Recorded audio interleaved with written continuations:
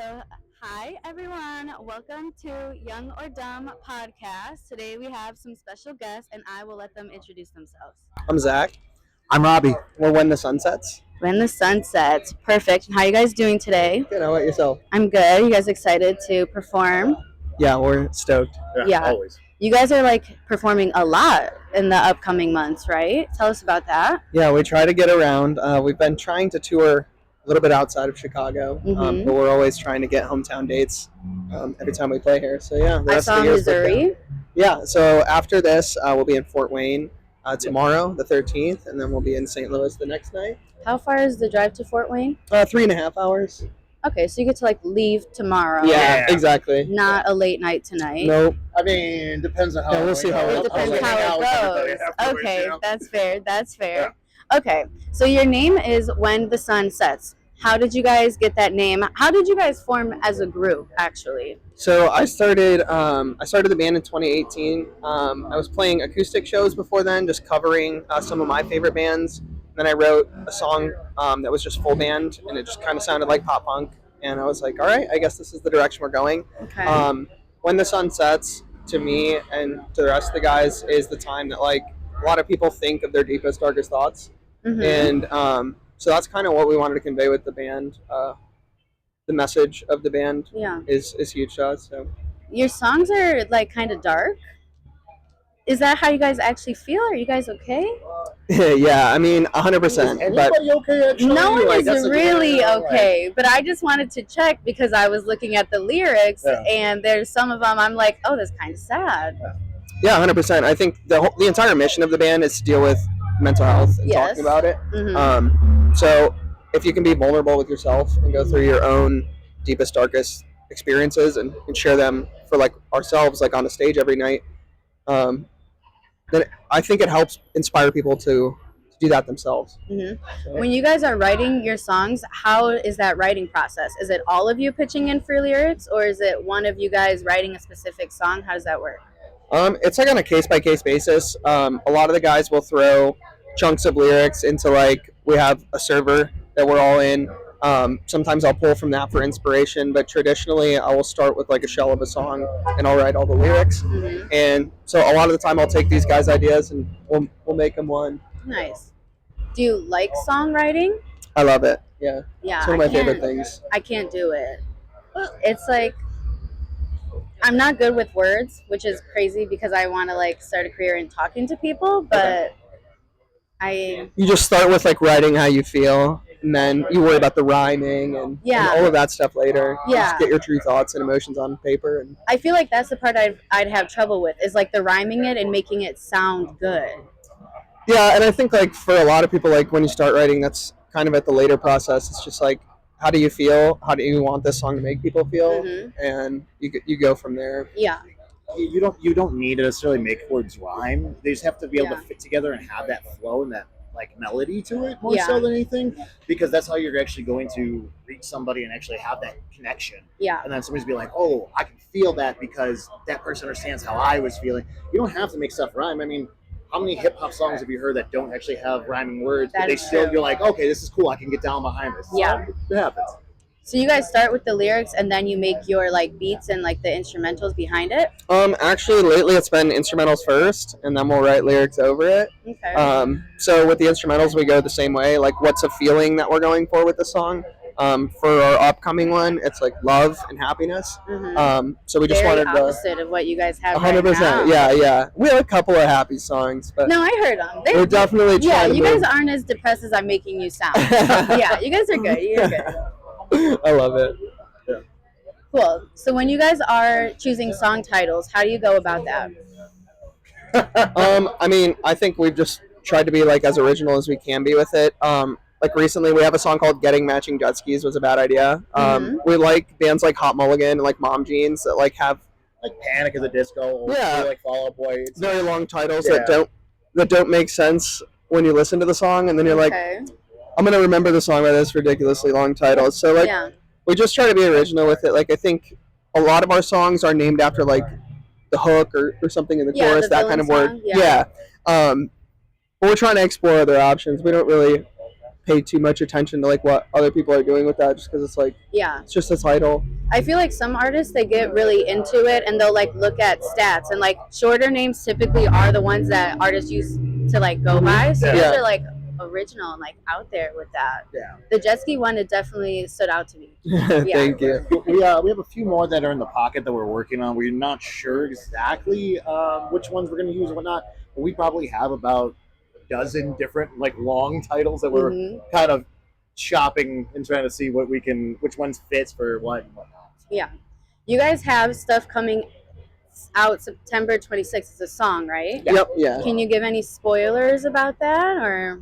Yeah, I mean, people, if they want to listen to the entire track, they can listen to it before the 26th. We have it in our Instagram bio. If you pre-save it, we'll send you a link to the entire track. Okay. Yeah, I think the biggest thing with this one is it's a happy song. It's definitely different than what we've been releasing. I think we're going to try to embrace the new direction with that. Okay, so more happy songs to come. Yeah, 100%. And like we're kind of dabbling in like a little bit more poppy styles in this may song. be saxophone in this one. Maybe. May or may not be. Who plays the saxophone? We actually had a guy in the studio help us out and then kind of do it. We'll probably actually, I don't know if we're going to play it live as a with a guitar maybe doing it, like a lead. We're not sure yet. We're trying to figure that out exactly. Yeah. But Zack's little brother actually plays saxophone as well, so we might have them jump in on a song or two, especially when we're here. Yeah. Very nice. Saxophone. Yeah, we're trying to blend all the genres we love. So. Yeah, I mean, you might as well try and see what works and see what fans like the most. Yeah, of course. Do you guys have a name for your fan group, for your fan base?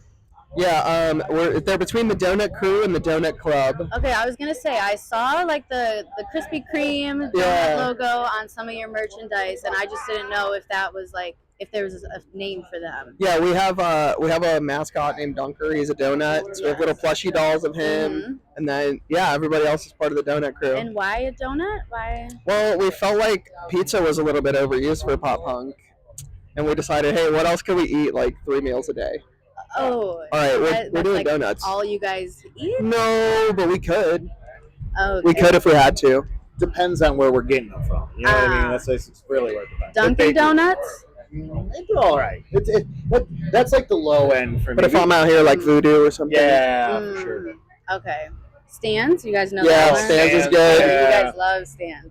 Okay. We're definitely Stans fans. Yeah. Oh, God. I was made a new quote for them. You're welcome, Stans. That was good. What's your favorite types of donuts? I think Boston cream for me. So I'm old school. I love old fashioned donuts. I think they're awesome, especially if you get a cup of coffee to dunk those in. Those are that's where I'm at. I'm basic. I like glazed. Okay. There you go. Yeah. Sweet. I really don't like donuts in general. So when I eat them, it's very basic and minimal. None of our choices are super out there. Yeah. I feel like Boston cream is kind of fancy. They got it at Dunkin', so I'm like, if they got it at Dunkin', it's not that fancy. It has to be a Stan's flavored donut. Yeah. Okay. Like a s'mores donut. There we go. S'mores. You guys like what is it? Crumble cookie? Oh yeah, I like crumble cookies. Yeah, those aren't donuts, but it's like that are like insomnia cookies. Yeah, they have a lot of those out here. Yeah. I love crumble cookie, and then I found out they're like 1,200 calories per cookie, and I was like, maybe I don't love these as much as I thought. We're just not supposed to talk about that part. Yeah, exactly. Oh yeah, we just ignore. Yeah, we don't talk about that part. Oh, so good, so good. Very nice. So you guys kind of already talked about some of your music inspirations already, but do you have any other ones you didn't list? Yeah, I think for us, like between Rob and I, we're super split as far as like the artists that we grew up on. I grew up on like State Champs, Real Friends, like Knuckle Puck, and he grew up on like Newfound Glory. Hold on, everyone there's a rat running around. That's why we're all kind of looking. We're in Chicago. It's typical. We were talking about that in the car. That's so funny. But for me, for bands, it's like Newfound Glory, Bayside. A bunch of the old school stuff like Starting Line, Midtown. I love a lot of those bands. Those are definitely like close to my heart. Do you guys listen to other types of music genres? Yeah, I think pretty much everybody in the band listens to, I'd say at least 4 or 5 different genres. Yeah, on the regular. So. Can we go over this? Who is all in your band? Because I think I know. And I probably shouldn't be saying that while I'm interviewing you guys, like no, you're totally trying to like be professional, that I know you. I did do my research. Yeah. No, you're fine. You guys don't tag yourselves that much in your Instagram posts. So so right now it is just Rob myself, and our guitarist Ryan. Okay. We have a couple fill-in members that we've been using for a little bit. Jeff and Kieran. So those guys are just as much in the band as we are, but yeah, they've just been touring with us. So like the core members who are writing is me, Rob, and Ryan for now. Okay, nice. Yeah. And his name is Rage. We don't go by Ryan, remember? Oh, Ray. Rage. Oh, he's angry. He's a lot. Good time. Okay. Okay. I have some questions later then that he might be the answer for. Yes. Yeah, we'll get those. We'll get to those. But okay, so there's 3 of you guys officially, and then you have some like fill-ins. Yeah. Cool. So, what is like the end goal or like the dream goal for you guys when it comes to your band? I mean, I think all of us want to do it as a career one day, but like if you really ask like what do we want out of this, it's like we just want to help people. And if we can help one person every time we get on the stage, that's literally all we want to do. We started this band for mental health and to help other people because we were struggling when we started. So I think like that's what all of us are trying to get out of it. It's just the human connection aspect. We definitely like our like for me and like Zack and a lot of like we try to go through is we never want somebody to feel alone because we've been there. Like when you're struggling through something and then you feel like somebody else there, it's really dark. And that's kind of like what you said, like the dark lyrics sometimes and how the songs are sad. It's because of stuff like that has gotten to us in the past, and we don't want anybody else to ever feel like that because we know how much that sucks, that feeling. So yeah, as the singer, you scream a lot. I wouldn't even say if it's like screaming, but it's kind of screaming. You'll say screaming after you say our set. I promise. Okay, so how do you keep your voice just in check? I think it's been practice over the years. I haven't, other than COVID, like for probably like a year and a half, I haven't really taken time off. Like I still do acoustic shows like when I started, and those are 3 hours long. So it's like you have to have a voice for a long time, and you're singing in a lot of different keys, a lot of different songs. So I think it's just the practice for myself. A lot of tea? Yeah, I do a lot of tea, a lot of honey, a lot of water. Yeah. That's pretty much it. Nice. And you're a bass player? Yes. So your hands? Yeah. You use a pick? I do. Picks for? I prefer a pick. I don't. Some people say don't use it as a bass player. You're not a real bass player if you don't. But I like the attack on it. It definitely gets it a little bit more energy, a little bit more aggression. I feel like in the sound, which I feel like helps give us a little bit more of our sound. Yeah. Have you ever had carpal tunnel? I have carpal tunnel in my elbow right now. So if I have anybody out there, doctors want to help out, hit me up. Okay. Yeah, I feel like the throat, that's like a tough one, especially with like the type of music you're doing. 100%. Yeah, you guys gotta like stay healthy. So just like remember that. Yeah. You know? Lots of vitamins. Yeah. There you go. What is your dream touring location? I think for me it'd be like the UK. I would love to go to the UK. Personally for me, Japan. I love Japan. I love the culture, and there's some bands over there that are absolutely killing it right now. And the scenes out there, like just watching the videos of people live there, that they just eat up music, and their energy, I feel like would be match mine, and I would be like, let's go, let's have a good time. So. Yeah.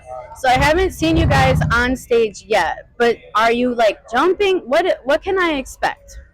Probably the most energetic show we could possibly give you on a small stage. Like it's gonna be, we're gonna be breaking off of the stage. It's gonna be cool. We try to pride ourselves in like leaving everything we have on the stage every night, which is like it's hard if you want to do it a couple nights in a row.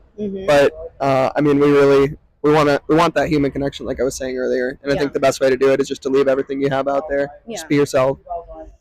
So, do pop punk bands have backup dancers? Is that something you guys would ever do? I don't know if we would. I think probably artists a little bit heavier than us, maybe like into the metal scene, do that for like theatrics. Yeah. Zombie and stuff like that. And there's bands like Ice Nine Kills today that do that. Fantastic. Like if you haven't seen them, go see Ice Nine. But I think we just haven't gone to the theatrics yet. We're working on like lights and stuff like that, but I guess never say never. Okay. Yeah, I don't know if that's like a typical thing. Because I feel like if you do get to those bigger stages, you want like more visuals, you know? 100%. Yeah, a lot of them just do it with like screens and stuff like that. But I've definitely seen a few use backup dancers. Yeah, I feel like the lights is really popular, like especially to like the beats. That's cool. Exactly. Yeah. Cool. Well, that is all the questions I have for like the interview portion. Do you guys have anything else you want to let fans know about or anything like that? Nothing, but the single comes out on the 26th of September. So if you want to pre-save it, that would mean the world to us. And yeah, just stay healthy, stay happy, be with friends, be with family, love each other. And if you ever feel alone, reach out to us. You're never alone, I promise you. Perfect. Thank you. Sweet. Thank you. Thank you for listening to this episode of Young or Dumb. Stick around and listen to another episode after you subscribe. And remember, be happy and be chill.